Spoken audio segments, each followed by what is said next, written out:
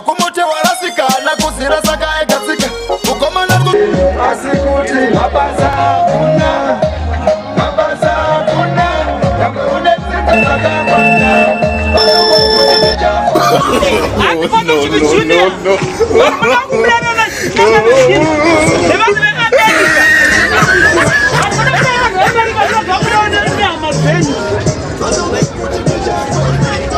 Hey, how's yours?